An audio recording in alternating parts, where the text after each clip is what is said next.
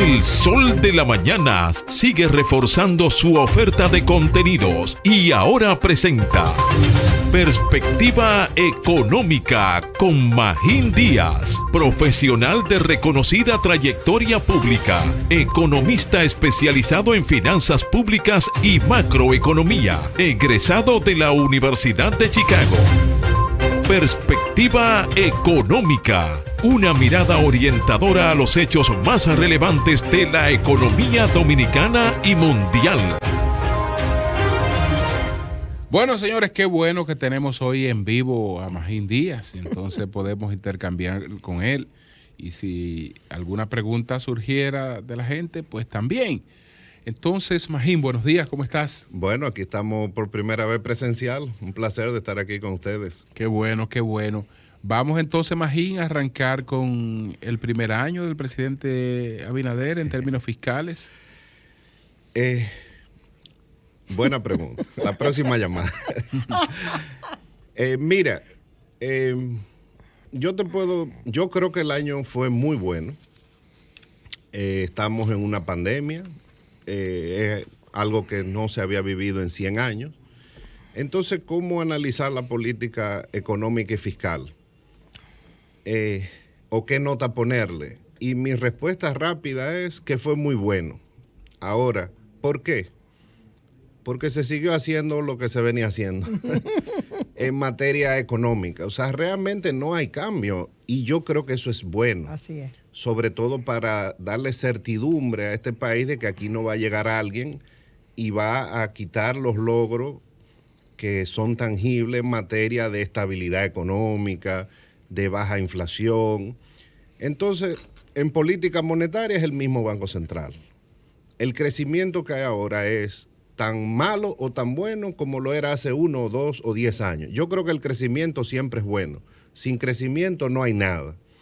Y el país ha aumentado su nivel de bienestar en los últimos 50 años, sin duda, en gran parte por el crecimiento económico.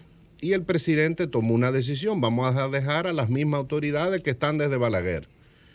Entonces, eso es un análisis de costo-beneficio político que él hizo porque ya no le luce criticar el crecimiento económico. Porque en realidad el crecimiento económico, el de ahora es tan bueno, tan malo, como yo dije, como el de antes. Y la economía se ha recuperado bien. Entonces, en materia monetaria es lo mismo. Y en materia fiscal, una cosa es lo que se dice, pero otra son los datos. Los datos es que se ha seguido la misma política de endeudamiento, la ley de presupuesto es la misma básicamente, la ley de emisiones de bonos es la misma, copiada, porque estaba bien hecha, la deuda se manejaba de manera profesional desde que se creó la Dirección de Crédito Público. Entonces fíjate que la ley de financiamiento con que se emiten los bonos soberanos fue llevada hasta el Tribunal Constitucional, no por el actual ministro de Hacienda, pero digamos personas, algunos que están en el gobierno. ¿Y qué hizo el ministro de Hacienda? La misma ley. La política de endeudamiento de un país que quiere ser un país desarrollado, ¿cuál es? Emitir bonos. ¿Cuáles son los países que solo se financian con préstamos del BID, del Banco Mundial? Los países africanos, de los más pobres.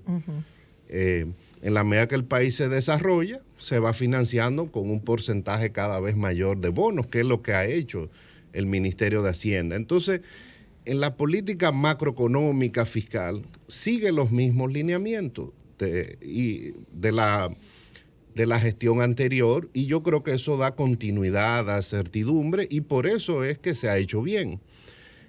No hay tiempo todavía para decir que la calidad del gasto es mejor o peor. Claro, el PRM dice es mejor, pero no hay elementos. Han salido miles de personas de la nómina pública, han entrado miles de personas.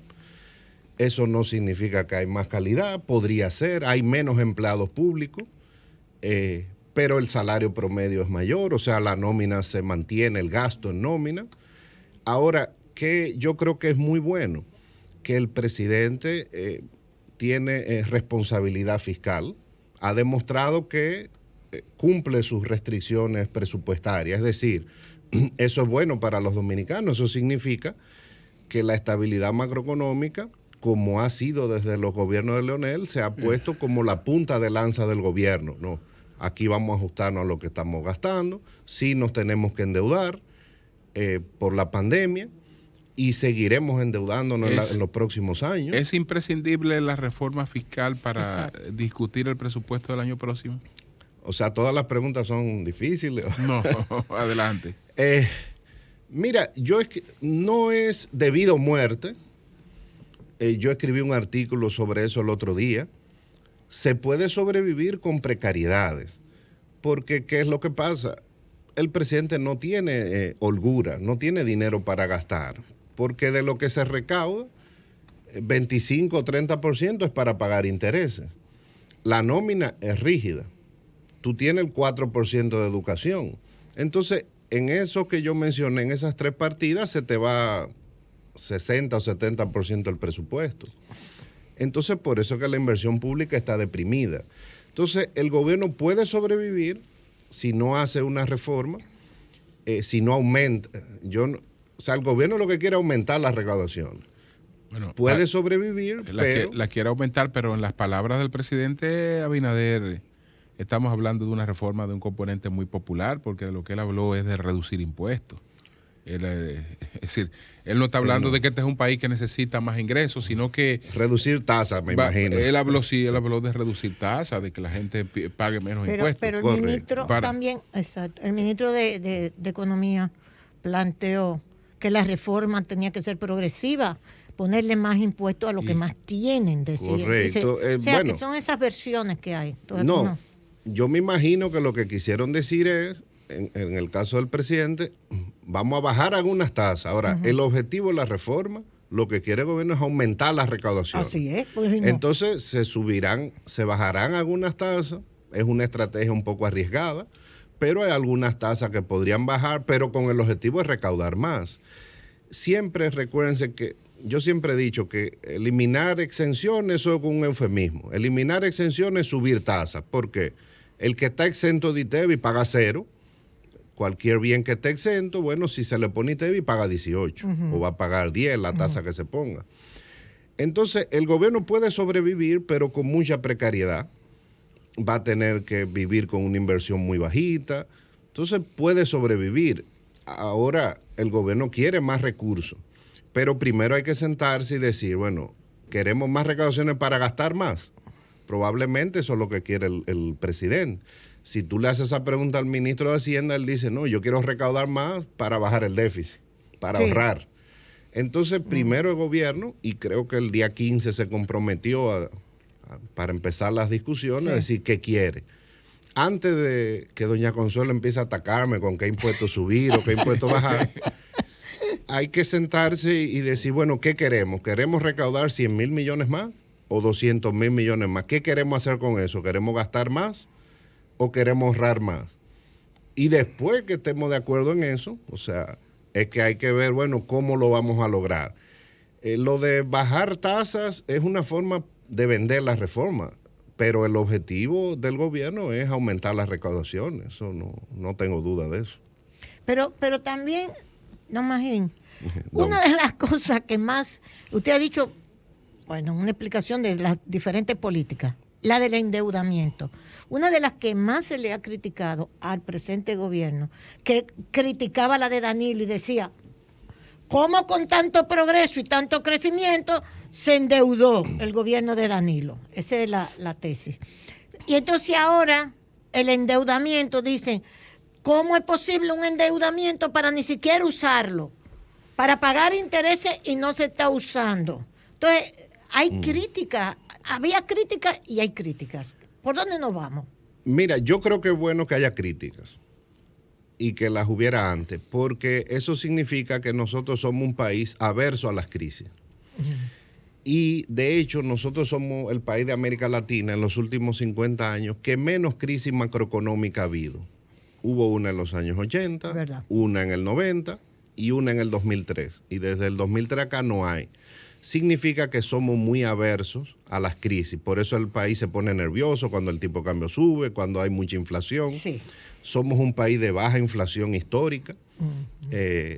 en muchos países de América Latina la inflación es muy alta o ha sido muy alta, pero aquí no. Aquí solo en episodios de crisis macroeconómica. Entonces es bueno que haya el debate. El tema es el siguiente. Nosotros recaudamos menos de 15% del producto. ¿Qué dice el Banco Mundial recientemente? Los estados que recaudan menos que eso no son viables. Usted tiene que gastar por lo menos 18 o 20 puntos del PIB. Y eso es lo que ha gastado el gobierno en los últimos 15, 20 años. Ahora, si queremos gastar eso, hay un déficit. Entonces, por eso es que la deuda iba.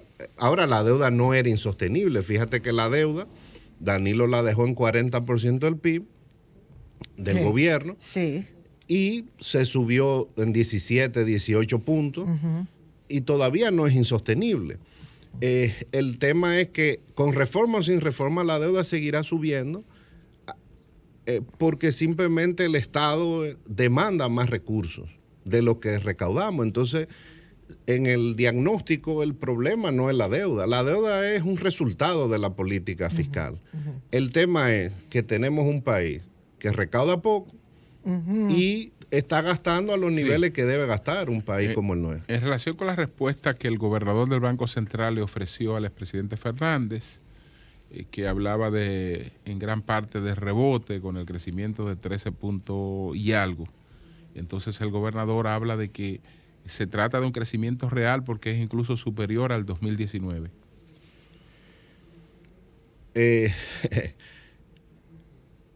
Hay dos componentes. La realidad es que ya con la última revisión, y de hecho yo lo había dicho aquí hace varios meses, la economía va a crecer más de 10%. Y sería la primera vez que crece en 2 dígitos desde 1992, que fue después de una crisis también. Entonces, un crecimiento mayor de 10 significa que hubo rebote, pero que nos colocamos por encima del año 2019. Entonces hay recuperación, que eso es lo que yo he dicho. O sea, efectivamente, a nivel de indicadores de crecimiento y del PIB per cápita y del Producto Interno Bruto en dólares, vamos a estar a niveles mucho ya más altos que el 2019. Entonces, una parte es rebote, pero también hay crecimiento por encima del 2019. De hecho, en el marco macroeconómico que se revisó ahora, ya el PIB per cápita, el PIB en dólares va a ser superior al del 2019. O sea, la economía se ha recuperado rápidamente, en parte por las medidas monetarias y en parte por el empuje de la economía americana. Todas las ayudas que se han dado, que ha tenido un impacto en las remesas, en las exportaciones. Que decía doña Consuelo que ya se van a quitar esas ayudas. Ya desde el lunes. El lunes cerró el gobierno. Si se empiezan a desmontar. A desmontarlas. Lo que hay es que ver si en Estados Unidos pues se hace otro paquete. ¿Qué pasa ahí? Ahora el debate en Estados Unidos probablemente yo creo que no se haga porque la inflación está subiendo mucho. Entonces ellos tienen dos objetivos. El Banco Central de Estados Unidos es de los pocos bancos que tiene objetivos de inflación y objetivos de actividad económica. Como ahora la inflación es la preocupación, entonces y la economía está creciendo bastante, entonces tal vez tomen medidas para reducir la circulación. Exactamente. Bueno, pues muchas gracias, Magín. Muchas gracias. Excelente este banquete que nos hemos dado en vivo. Ojalá que podamos repetir. Claro que sí. Magín, yo me acuerdo una vez que usted nos invitó que dijo, bueno, aquí no hay reforma, aquí lo que hay que cobrar. Exactamente. Eso fue lo que se hizo. Eso fue lo que se hizo, yo lo recuerdo. Bueno, pues muchas gracias al licenciado Magín Díaz. Cómo no.